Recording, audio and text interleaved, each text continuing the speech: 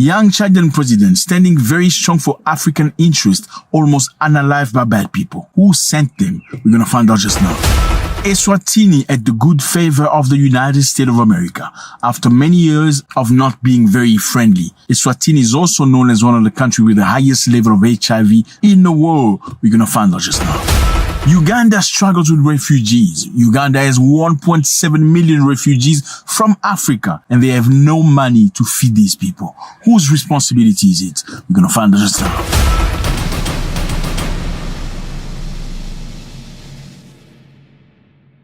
What's up, everybody? I hope you're doing good.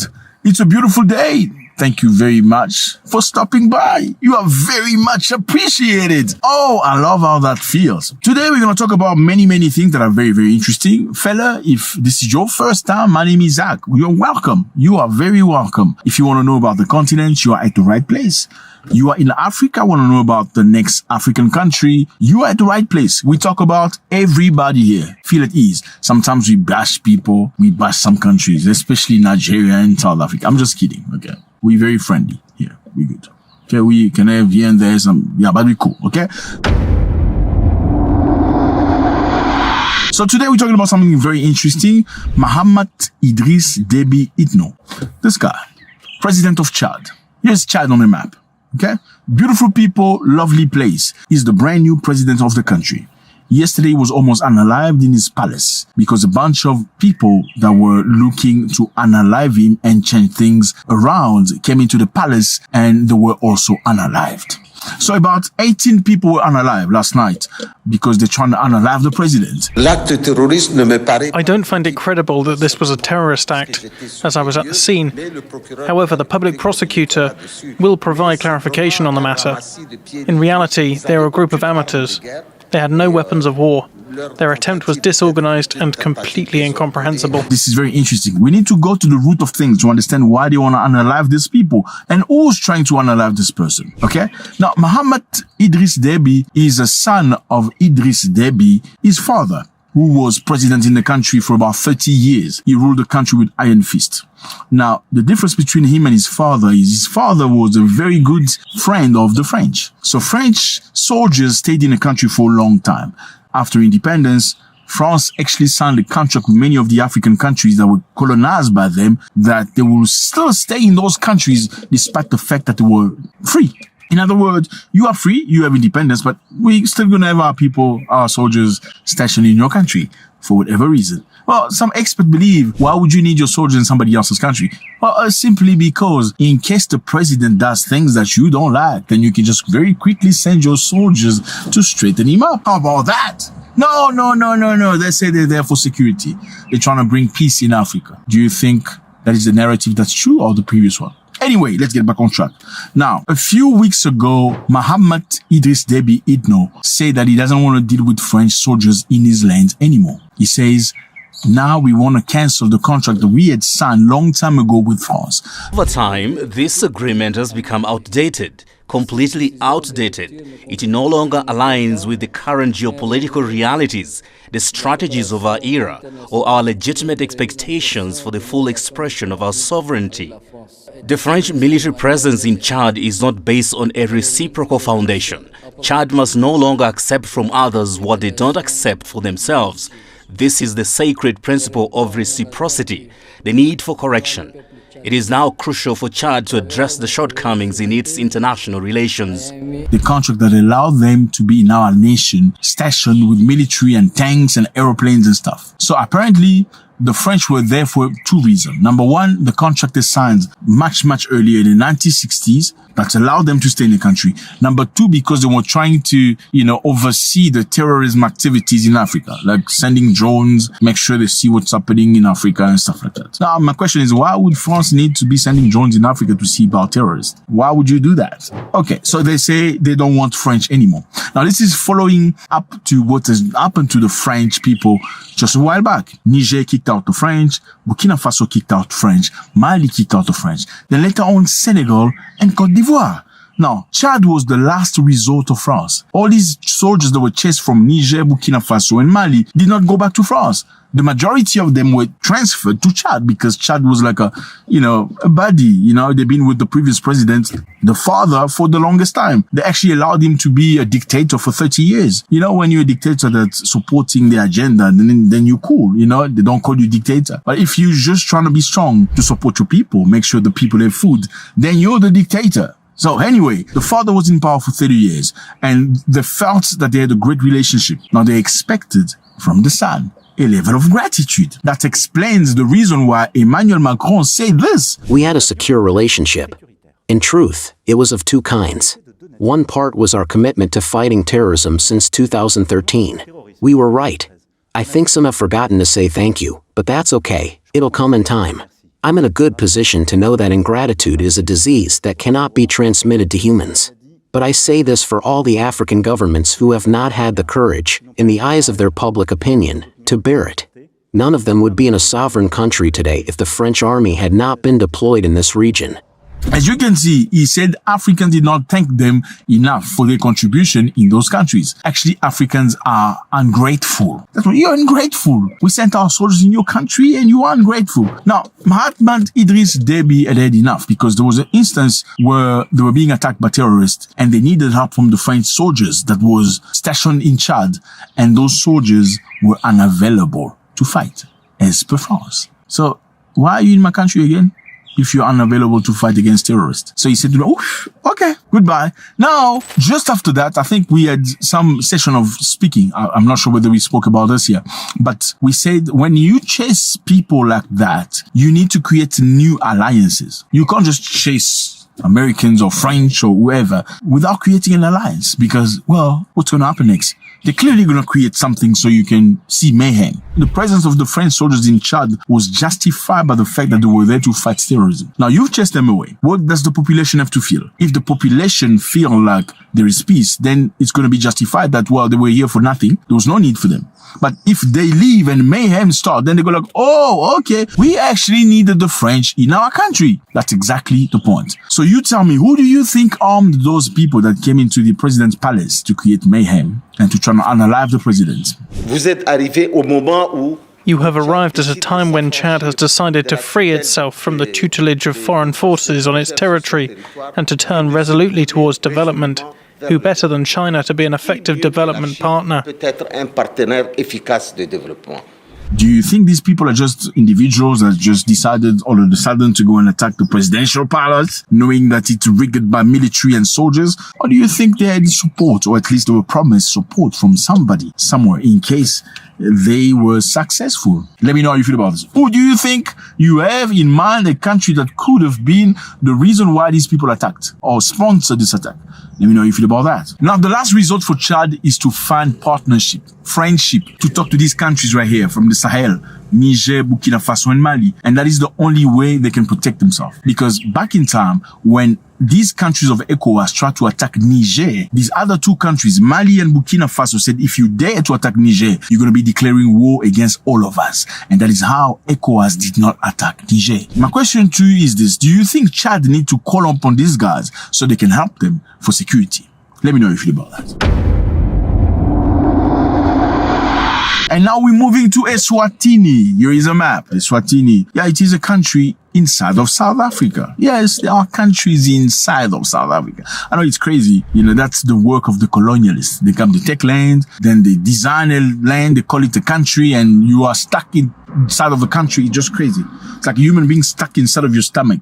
How do you explain? That shows you how stupid these countries' stories are. There are two countries inside of South Africa. There's Eswatini and Lesotho. But if you look into South Africa, you're going to see South Africans that speak Swati and South Africans that speak Sotho. They are actually the same people. Let's get back on track. Eswatini AGOA benefit trade has been renewed for 2025 for the United States of America. Let's clap in. Hey! No, stop. Okay, so not fast, okay? Now, what is AGOA? AGOA is a trade system created by America which allows African countries to export their goods to the United States of America without paying tax or paying very little tax. So it's like, you can bring your stuff in my country, you're going to pay very little tax. Provided, there's always a provider, that you behave the way I want you to behave. So if I like men liking other men, you can't stop them. Or if I like this or that, you don't do that. If I ask you to say Russia is the bad guy, you better vote in the United Nations that Russia is the bad guy.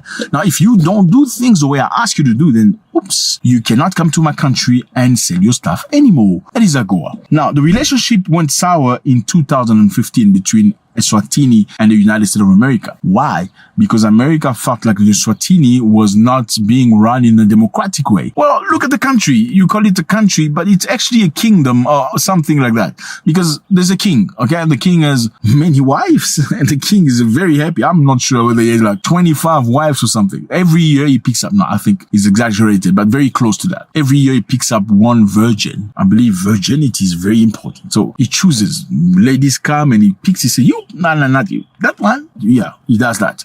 So one time he was criticized for picking up a girl that was 16 or something, very close to that. And and some people say, well, back in time in Africa, people got married and their children at 16. So if things changed, I don't know. Let me know how you feel about that. Now, Eswatini is one of 23 AGOA members of Africa. So many African nations are part of AGOA because they feel like they need to export to America at zero tax or very close to zero. Eswatini exported about $23 million worth of goods in 2022. And some of the countries that profit from AGOA is Mozambique, Namibia, South Africa, and more. Now, should we be happy about this? Or do you think this is a form of slavery? Why do we have to export to the United States of America for us to be happy? Why can't Africans just export to each other and be happy with one another? How can we not have a big market? Africa is a massive continent. It's a big country. Yes, it's a country. No, it's not a country. It's a continent. Well, it's a country. Well, I don't know anymore, because when Americans say Africa is a country, you get pissed off because you think they're ignorant. But when you look at Africa, it should be a country, shouldn't it be? Like America, right? With multiple states. But we're not there yet. Anyway, Africans should be trading with each other. So nobody has to tell somebody else how to behave and what to do, what laws to accept. Okay? And now we go to Uganda. Fellas, Uganda is a beautiful country, lovely people. I had some of the best time in Uganda. My man, these people party every single day. Monday, Tuesday, Wednesday, Thursday, Saturday, Sunday, Monday again. They don't play. It doesn't matter whether it's Christmas or New Year's Eve. They don't care. Ugandans will be in a street party. This is me in Uganda. Look at me. Look how happy I look. It's always a pleasure to go there. The Pearl of Africa. And I suggest when you have time to go to Uganda, go visit Uganda. Forget about Norway. You know, life is not just Singapore or Britain. Go to Uganda. You're probably going to find something very interesting. Okay, so in Uganda, they host a lot of refugees. Uganda has about 1.7 million refugees from Africa. You ask yourself, which refugees? A lot of them come from Congo and some come from Sudan, South Sudan. You know, these countries have been through wars and many turmoil. So obviously when things are bad home, there's killings and unaliving. What do you expect? I mean, people are going to walk away, right? They're going to try to find peace somewhere else, provided they come in peace, you know, they don't bring any drugs or any funny or dodgy things, whatever, you know. Congolese people generally, they're not into that. Sudanese people are also just Sudanese people. So, yeah. So, Uganda hosts a lot of people. Now, when you come to Uganda like that, they will accept you. They will take you to a camp. Okay. They take you to a camp. When you stay in the camp, they give you food and some money every month to allow you to live. So they take charge of you. Now, Uganda has changed its policy. They don't look after everybody anymore because they have no funding. They're only looking after the newcomers. If you arrive today, in a few days, they take care of you. They show you some plot or land where you can start, you know, planting your own food and that's how they function, because they have no money. Now, why doesn't Uganda have money anymore? Because normally when you accept to be a host country, you sign a contract with the United Nations that says, we're going to sponsor you so much billions per year so you can look after the people that come from bad places. Uganda signed part of that. South Africa also signed. Just in case, you know, these foreigners go to South Africa, they don't leave. Well, South Africa is a signatory country. They get money from the United Nations to accept refugees. So until the country or the government says we're not going to accept money from the United Nations anymore, you shouldn't really be complaining why there are refugees. Well, you can complain that there are criminals that are illegal, but you cannot complain about refugees, especially people that come from war-torn countries. Anyway, let's get back on track. Cool, right? Who's up? Okay, let's continue. So, what I'm saying is, Uganda is not getting the money. Why isn't Uganda getting the money? Because Uganda has been very expressive lately. The president of Uganda said he doesn't want to allow men and other men to be doing that, that in the bedroom. No more. Not in Uganda. I've been disappointed for a long time by the conduct of the West, the way you conduct yourselves there. But we just keep quiet. We just see how you do things, how the families, how they are organized, in all these things. We see them, we keep quiet. We never comment because it's not our country. Maybe you like it. So, since there is now an attempt at social imperialism to impose social values of one group on our society, then our disappointment is now exacerbated because we are sorry to see that you live the way you live, but we keep quiet about it. Now you say we must also live like us. That's why we say no. We say no. And am I worried? Not at all. We should be worried about what? Because to tango needs two people to dance. If the West doesn't want to work with us because of homosexuals, then we have enough space here to live by ourselves and do business with other people. Okay? Don't promote it. Don't talk about it. It's not part of their culture. They've consulted each other amongst leaders, spiritual leaders, social leaders. They don't want it. They've made the law in parliament. They don't want it. Now, guess who's angry? Them. That country, they're angry. They don't want that. They say you are violating people's whatever. The enactment of Uganda's Anti-Homosexuality Act is a tragic violation of human rights, of universal. There are many things that happen. To challenge them, the United States of America flew a flag. You know which flag we're talking about? They flew a flag very, very high in their embassy in Uganda. Imagine Uganda said, we don't want that. We have a law. This is not acceptable. Now you fly a flag in Uganda. That's a nice way to say, you know what I mean? Yeah. Crazy, yeah?